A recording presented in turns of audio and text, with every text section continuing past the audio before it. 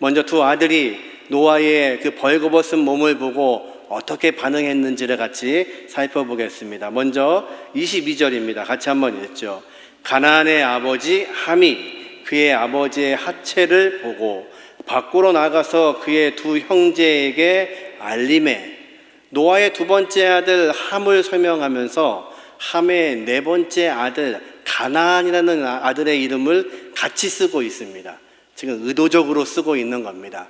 지금 이 창세기의 말씀은 이스라엘 백성이 광야에서 듣고 있는 말씀입니다. 이제 그들이 들어가야 될 땅이 가나안 땅입니다. 함의 네 번째 아들 이 가나안이 바로 가나안 땅의 조상이 되는 자들입니다. 근데 그 가나안과 아버지 함이 어떤 저주를 받았는지를 설명하기 위해서 함의 이름 앞에 가나안 그 아들의 이름을 같이 설명하고 있는 겁니다. 함이요 어떻게 했냐면요, 아버지가 옷 벗고 있는 것을 보았습니다. 하체를 보고. 근데 이 본다는 뜻이요, 지나가다가 이렇게 보여진 게 아닙니다. 이 본다는 뜻은 의도적으로 집중적으로 봤다는 뜻입니다. 어쩌면 함의 인생에 있어서 노아는요 완고하고 힘든 아버지였는지 모릅니다. 노아는 하나님의 명령을 받고 방주를 긴 시간 동안 짓습니다. 그러기 위해서 자녀들에게 하나님의 말씀 앞에 오롯이 쓸 것을 강조했을 것이고, 끊임없이 하나님의 말씀 앞으로 자녀들을 초대했을 겁니다. 그러자 그 자녀들도 아버지 노아와 함께 이 방주 짓는 일을 동참했습니다. 많은 사람들이 아버지 노아를 조롱하는 것들을 긴 시간 들었을 겁니다. 그래서 완고하고 하나님 앞에 완벽했던 그 아버지, 근데 그 아버지가요 인생이기 때문에 지금 실수하고 술 취해서 하체를 다 드러내고 벌거벗긴 채로 지금 수치스러운 모습으로 그의 눈앞에 서 있는 겁니다. 아마 함은 이렇게 생각했을 겁니다. 아버지도 별 수 없네. 아버지 그렇게 우리 인생을 향하여서 그렇게 똑바로 살라고 말씀하시더니 아버지 노아 당신도 별 볼 일 없는 사람입니다. 그게 아마 함의 마음이었는지 모릅니다. 그 단어가 보았다는 단어입니다. 세밀하게 조사하며 아버지의 삶을 보는 겁니다. 그렇게 하나님 앞에 경건하다고 하는 양반이 지금 술 취해서 이러고 있냐고, 매일같이 술 취하고 있는 당신의 모습을 보라고 아마 함의 마음이 그랬을 겁니다. 그리고요 그 얘기를 나아가서 형제에게, 셈과 야벳에게 이 이야기를 알렸습니다. 알린다는 동사가요 이런 뜻입니다. 선포하다, 배반하다, 조롱하다. 그러니까 그냥 이야기한 게 아니라 아버지 지금 또 저렇게 뒹굴고 계시다. 다 벗고 있더라. 참 수치스럽다. 아담과 하와가 에덴에서 하나님 금지하신 그 선악과를 먹고 나서 제일 먼저 가졌던 감정이 부끄러움이었습니다. 벗고 있는 것이 부끄러워졌죠. 그래서 지금 노아의 상태는 바로 그 상태입니다. 벌거벗겨져 있고 수치를 드러내고 있고 그리고 부끄러운 상태입니다. 함은요 그 부끄러움을 이야기합니다. 그리고 내가 그거 집중적으로 보면서 내 마음에 있던 상처들을 다 이야기하고 있는 겁니다. 근데 반면에 셈과 야벳은요 이 이야기를 듣고 어떻게 하나 살펴보죠. 23절 같이 한번 읽어봅니다. 셈과 야벳이 옷을 가져다가 자기들의 어깨에 메고 뒷걸음질 들어가서 그들의 아버지의 하체를 덮었으며 그들이 얼굴을 돌이키고 그들의 아버지의 하체를 보지 아니하였더라. 아멘. 어떤 차이가 있나 아시겠나요? 지금 성경의 저자는 22절과 23절을 나란히 등장시키면서 이 아들들의 태도를 비교하고 있는 겁니다. 함은요 보았습니다. 아버지의 부끄러운 부분을 보고 그것을 나아가서 이야기합니다. 나머지 이 셈과 야벳은요 아버지의 그 부끄러움을 덮고 있습니다. 그리고 의도적으로 고개를 돌려서 아버지의 부끄러운 모습, 아버지의 상처, 아버지의 아픈 부분을 보지 않으려고 합니다. 여러분 이 차이입니다. 하나님은 노아의 이 아들들을 통해서 새로운 족보를 이어가십니다. 그리고 한 아들은 저주를 받고 한 아들은 노아의 축복을 받습니다. 축복과 저주가 어디에서 나눠지냐면 하나님이 보기를 원하시는 것과 보지 않기를 원하시는 것이 우리의 인생에 있다는 겁니다. 우리는 연약한 존재입니다. 넘어지는 존재이고 약한 존재입니다. 노아 같은 의인도 지금 넘어져 있습니다. 부끄러움과 수치를 가지고 있습니다. 아담과 하와가 범죄한 후에 부끄러움과 수치를 덮어보려고 무화과 나무 잎으로 자신의 부끄러운 부분을 가리지만 가릴 수 있지가 않습니다. 하나님이 어떻게 하시나요? 짐승을 잡아서 그 가죽 옷을 그들에게 입혀주심으로 부끄러운 부분을 덮게 해주시는 겁니다. 여러분, 저와 여러분의 은혜는 무엇입니까? 우리는 노아처럼 넘어질 수밖에 없는 인생입니다. 노아처럼 하나님의 부르심을 받은다 할지라도 하나님의 말씀이 있어도 여전히 실수할 수밖에 없는 우리를 아시고 하나님은요 이제 물로 심판하지 않겠다고 말씀하십니다. 그런 방법으로는 인류를 구원하실 수가 없는 겁니다. 저와 여러분을 그렇게 구원하실 수가 없는 겁니다. 아무리 홍수로 이 땅을 심판해도 죄가 찰 때마다 다 쓸어버려도 우리는요 원죄를 가지고 태어나는 존재이기 때문에 우리를 구원하실 새로운 방법, 자신의 아들을 이 땅에 보내셔서 짐승처럼 잡아서 죽게 하심으로 그 피로 우리의 죄와 허물을 덮으시겠다고 하나님은 계획하십니다. 여러분, 이것이 이 아침에 우리가 경험하고 있는 놀라운 은혜입니다. 지금 왜 하나님은 또 노아는 자신의 자녀들을 축복하고 저주하고 있냐면 한 아들은 아버지의 부끄러움을 보고 있습니다.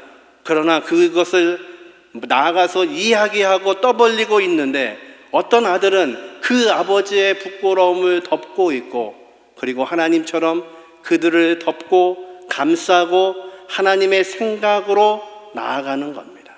저와 여러분이 우리의 가정이 이 셈과 야벳의 그 복처럼 하나님 앞에 이 땅에 있는 부끄러운 것들을 덮어갈 수 있는 하나님의 귀한 백성도 되시기를 주님의 이름으로 축원합니다.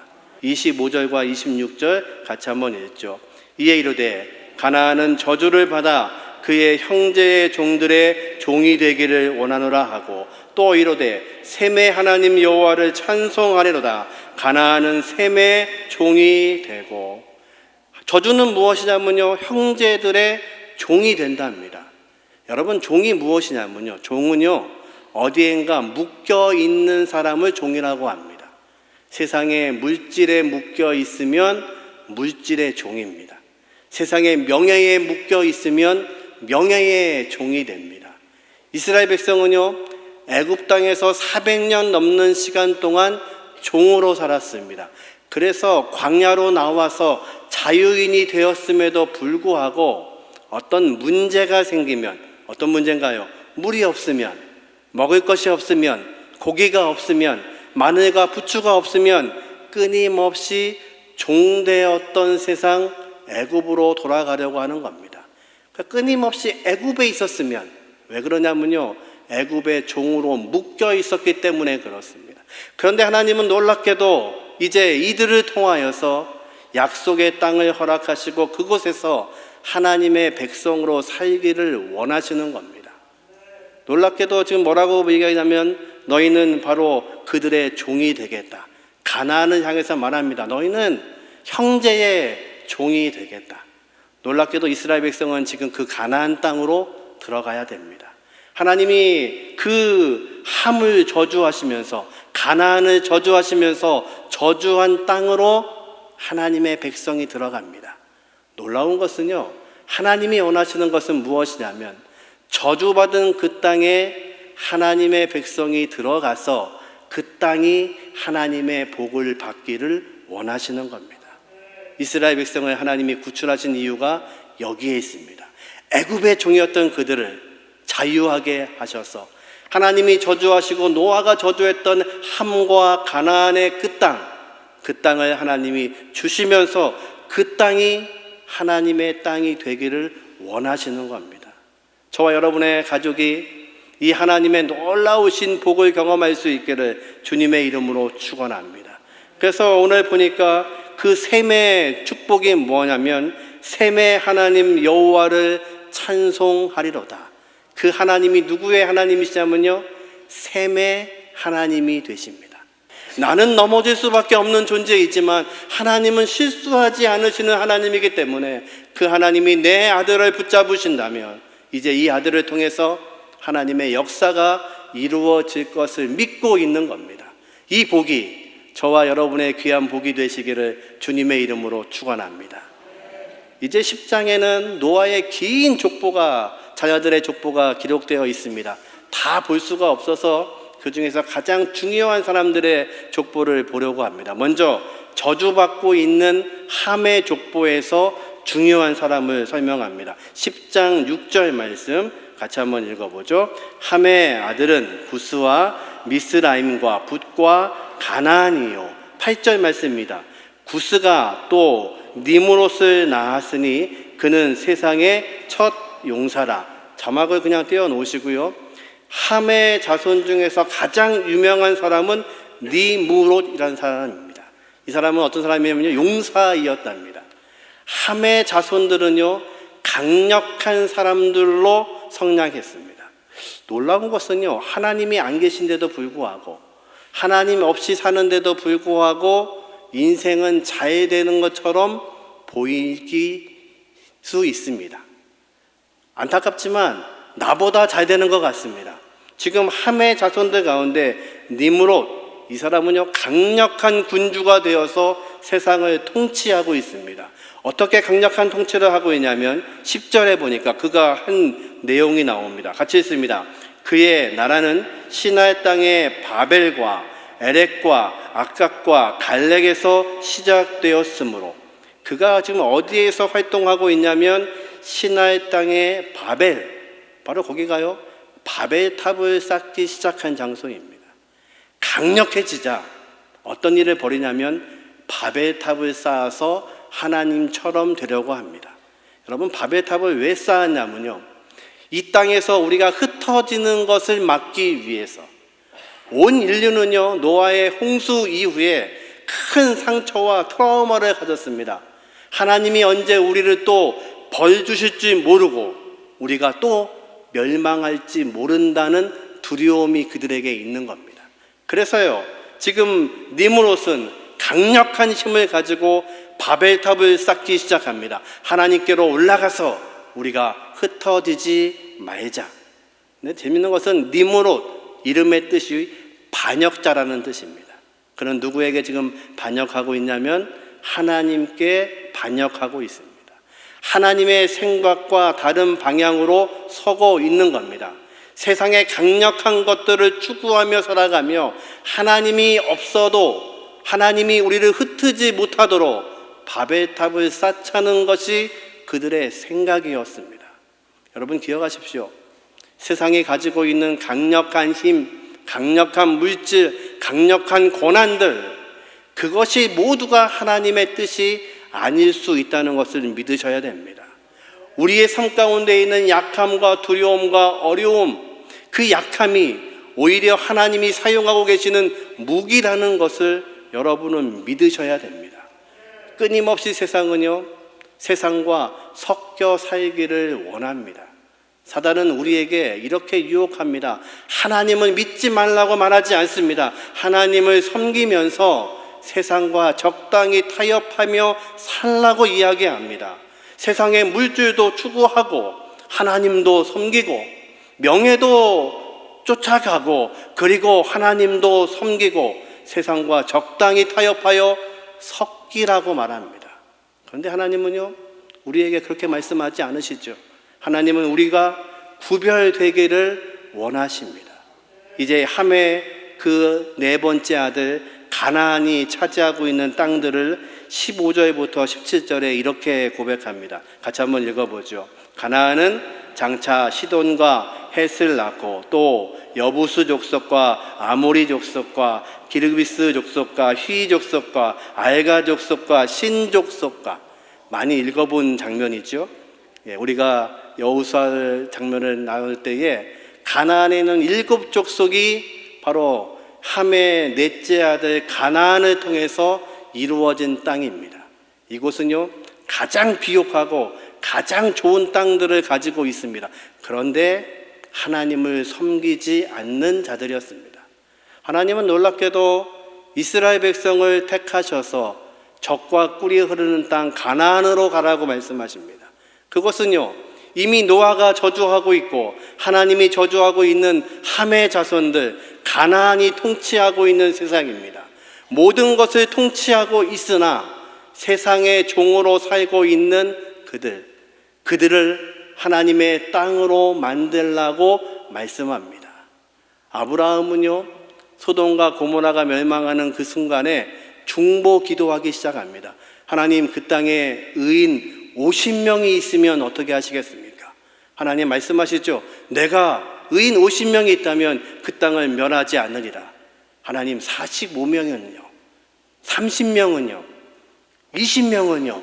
아니 죄송하지만 10명만 있으면, 하나님 말씀하시죠. 10명만 있어도 내가 그 땅을 멸하지 않겠다. 왜 끊임없이 아브라함은 저주받은 그 땅을 향하여 중보할 수밖에 없었을까요? 하나님의 목적과 생각은 바로 그것입니다. 하나님의 백성을 통하여서 저주받은 땅을 향하여서 중보하도록 세우신 겁니다. 저와 여러분이 이 아침에 예배하고 있는 이유는 단 한 가지입니다.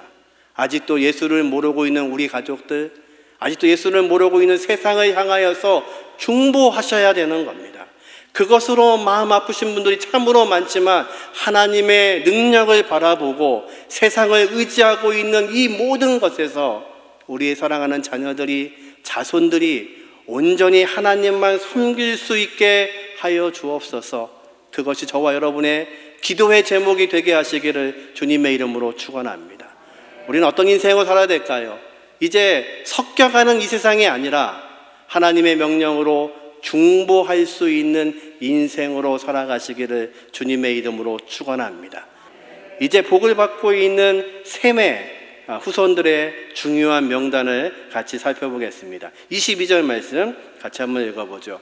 셈의 아들은 엘람과 아스로와 아르박삭과 룻과 아람이요. 거기에 중요한 단어가 하나 있는데 아르박삭, 이게 누구냐면요, 이 사람은 꼭 기억하셔야 됩니다. 누구의 조상이냐면 아브라함의 조상이 아르박삭입니다. 이제 셈의 족속을 통하여서 하나님은 이제 믿음의 사람 아브라함을 준비하시고 아브라함을 통하여서 이제 예수 그리스도의 족보를 이어가시는 분이 하나님이십니다.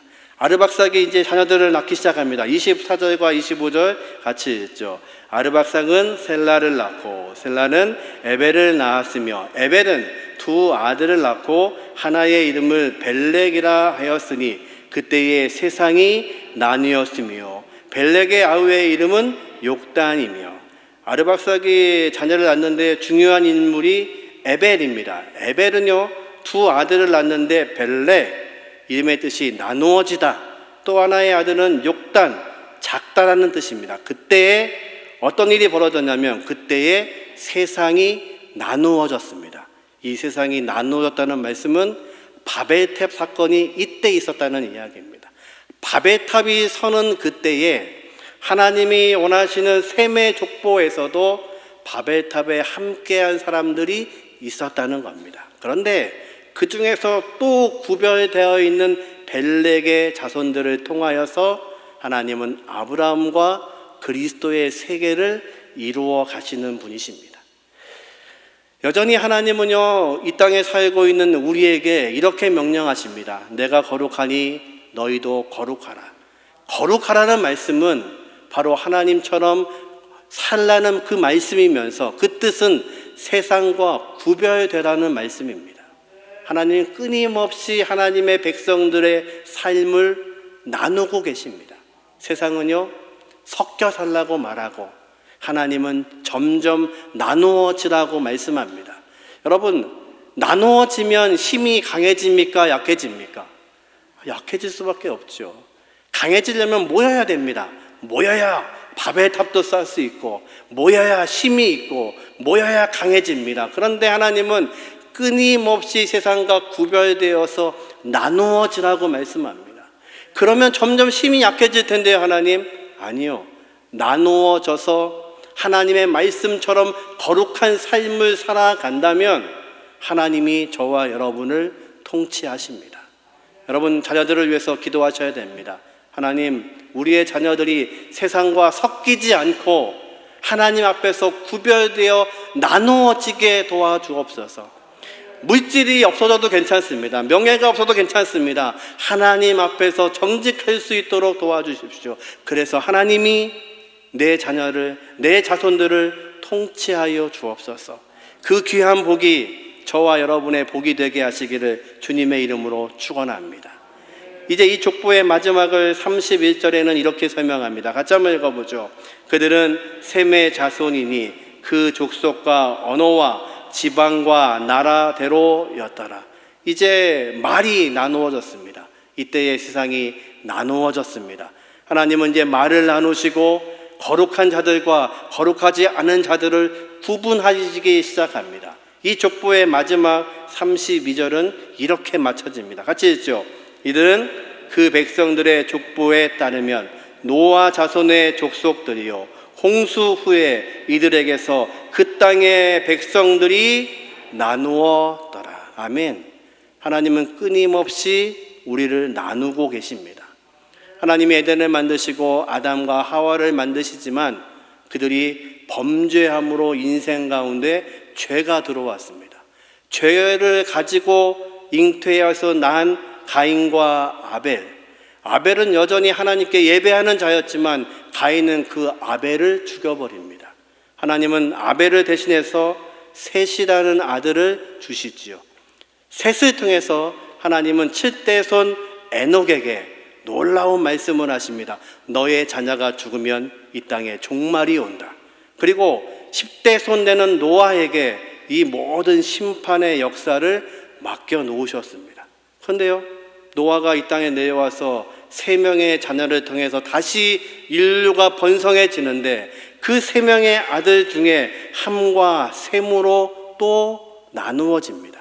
셈은요, 그의 자녀들 가운데 벨렉과 욕단으로 나누어지고 벨렉을 통하여서 이제 아브라함이 탄생하게 되고 아브라함의 씨를 통하여서 이제 하나님은 약속하신 예수 그리스도를 이 땅에 보내심으로 그 예수 그리스도를 영접하는 자들마다 하나님의 자녀가 되는 권세를 주었을 뿐만 아니라 영생을 얻게 하시는 것이 하나님의 계획이셨습니다.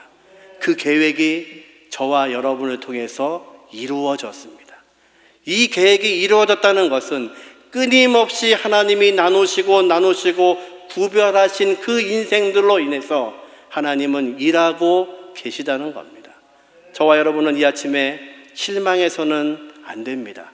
왜냐하면 우리가 가진 것이 없어도 우리의 삶이 여전히 어려워도 세상 속에 속할 수 없어도 세상은 오히려 강력하지만 우리는 약한 것처럼 보이지만 저와 여러분 안에 이 세상을 만드신 창조주 하나님, 우리를 구원하신 예수 그리스도가 우리 안에 계시기 때문에 그렇습니다.